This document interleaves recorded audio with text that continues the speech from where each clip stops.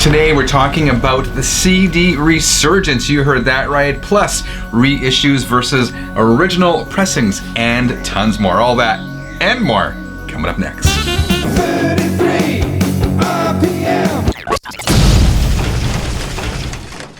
Hi, my name is Frank. I'm Sherry. And you are watching Sundays on channel 33 RPM, your channel for vinyl gear and more. This is another segment of AMA. And I love AMA. I think we're going to try to do one of these once a month. And now we've gone so far, I cannot do an episode of AMA without Sherry, aka Mrs. Channel 33 RPM. So thank you once again for joining us. Thanks for having me. Sometimes I feel like I chit-chat too much, so let's get right into today's questions. Okay, this one is coming from Reissues. What do you think will happen with CD prices in the future? I think many 33ers are going to disagree with me, but I definitely think that there's a CD resurgence coming. And when that resurgence comes, the price of certain CDs, not all CDs, but the price of certain CDs is going to increase. And why do I think this? Well, history tends to repeat itself. Let's look at this. Vinyl records were written off in the 90s. They were virtually worthless. Shortly afterwards, cassette, and what happened to vinyl? Of course, there's a vinyl resurgence. Cassette tapes were written off. And unbelievably, I wouldn't call it a cassette resurgence, but there's renewed interest in cassettes. And definitely the same thing is going to happen with CDs. I mean, right now, CDs are absolutely pretty close to worthless. Some of them, and you can get them dirt cheap. But I'm also noticing a trend where certain CDs are increasing. Some CDs some CDs I have are not available for streaming on Spotify, for example. And if you want to hear them, the only way you can hear them is by going and buying a CD.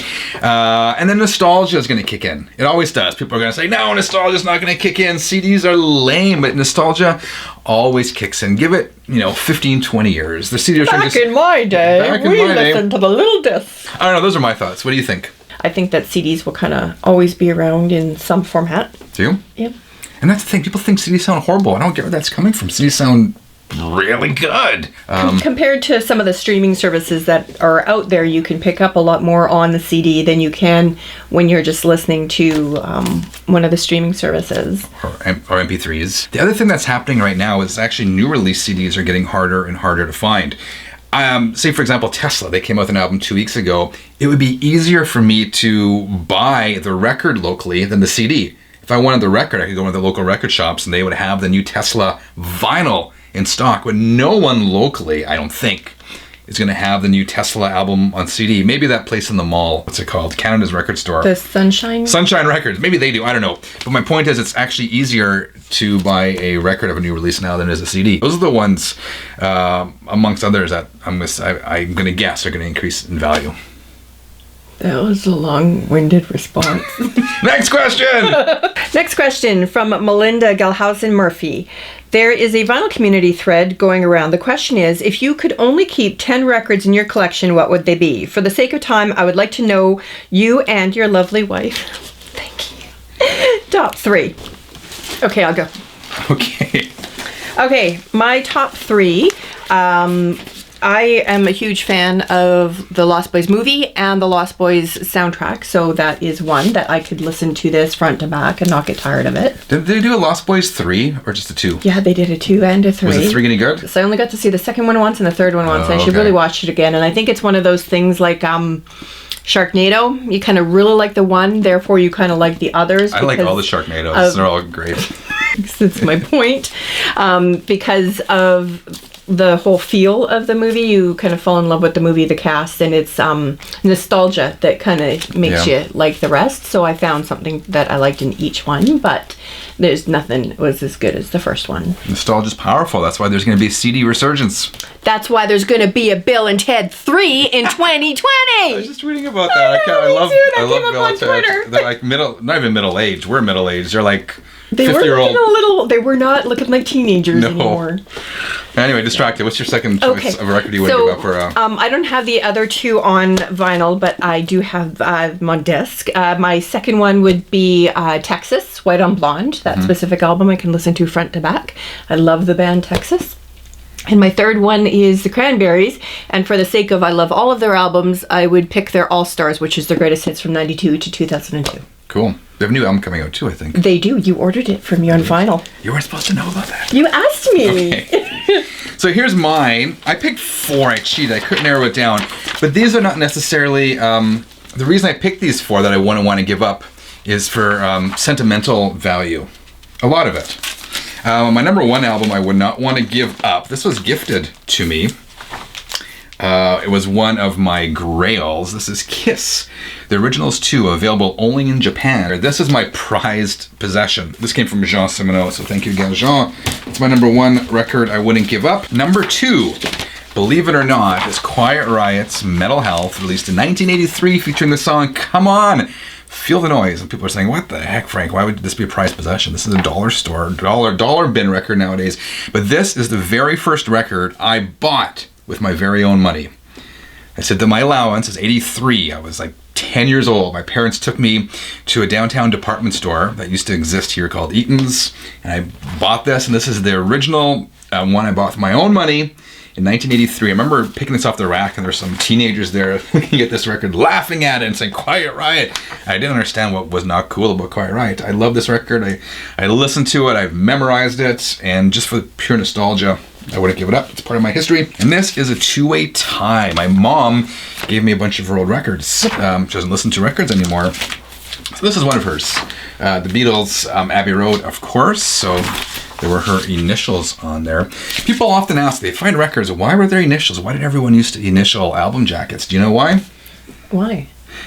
Because back then, you bring your record, you go to house parties. You go to house parties, bring all your records, and you got to take them home. Yeah. So... Anyway, I mean, my mom bought this when she was how old. So I have it now. And my final prized possession is Sherry. My gosh. Kiss Destroyer. The forgery. With forged signatures, you can see there. When we were dating, I've talked about this before, so maybe you've heard the story. Sherry, we'd only been dating a few months, and Sherry went on eBay and found this for me, a signed, autographed Kiss record.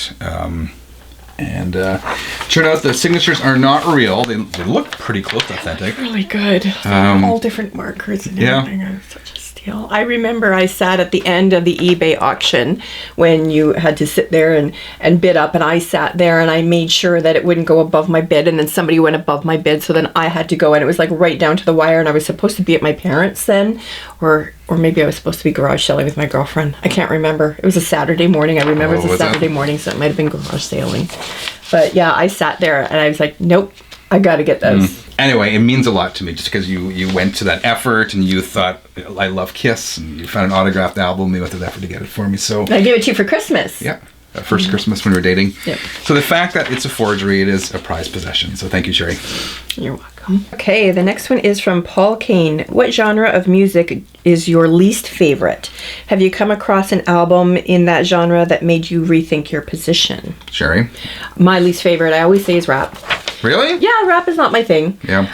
What's the difference between rap and hip hop? That's what I don't know. Okay, rap is more, it's spoken. It's more, I would say it would be more emphasis on the words that you're saying and less beat. And hip hop is more music, more beat. Really, rap? That's my... Okay. Okay, so who made me think a little bit differently? I'd say Eminem, because I really like him. I really like his stuff. I like his words. I like... Cool. And he kind of gives me a different edge on that. And I had to make a note so I wouldn't forget this. But my least favorite genre of music is bluegrass. How can you not like the banjo? I don't like the combination of fiddle and banjo together. That's my number 1 I don't like. My number 2 genre of music that I don't care for is yodeling. Okay, I did not know that yodeling was a genre of music. I would like to change my answer. You don't love yodeling? Yeah, but there's another question then. Who in yodeling has changed your mind? This is a good question. Corb Lund. Oh yeah, he's good. Kind of. Corb Lund is a alt country roots country guy from Alberta. He's really good. Where we lived for 12 years, and we've seen him. Corb Lund's great. I prefer more of his rock and roll and traditional country stuff, but once in a while he inserts a little bit of yodeling. Yeah, he does. He really is good. Yodel. I don't even want to do it. Anyway, I still yodeling. Next question. Next question is from Richie Babcock. Do reissues take away from original releases as far as collectability and or worth? Thoughts on the topic, please. I had to give this some thought. This is the whole question, sort of reissue versus an original. And when an album is reissued, does the value of that original one go down? So, for example, one I talked about recently is David Bowie's Let's Dance, is one of my favorite albums. But when it's reissued as it was, does that affect the value or the collectability of the original one? And I've thought about this before, and I actually asked a dealer about this before, and he told me the way he figures it, the value of that original decreases about 20 to 30%.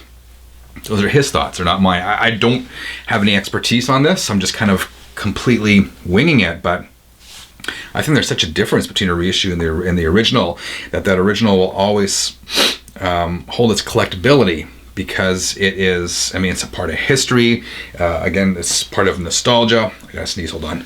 So I do think the original is going to hold its value. One, for collectability, as I said, and two, for sound quality. Again, going back to the David Bowie, I got the reissue because I thought it would sound, I thought I had to sneeze again. I got the David Bowie one because it's one of the best sounding records in my collection. I was really disappointed with the reissue because it just did not have that same sound as the original. So for that reason, the reissue, at least the original, at least in my view, is so much more valuable because it sounds a lot better. So three issues. I'm going to suggest that the originals are going to hold much of their value for the collectability factor, for the nostalgia factor, for the history factor, and for the sound quality. That is it for today's episode. We would love it if you guys weighed into some of these questions we talked about today with some of your responses in the comments below. Otherwise, if you enjoyed today's episode, please leave a quick like. If you want to see Sherry back in a future episode, please leave a thumbs up for that as well. If you haven't subscribed, I don't know what you're waiting for, because you're missing all of these great episodes every single Sunday. Until next Sunday, dear 33ers, keep on spinning.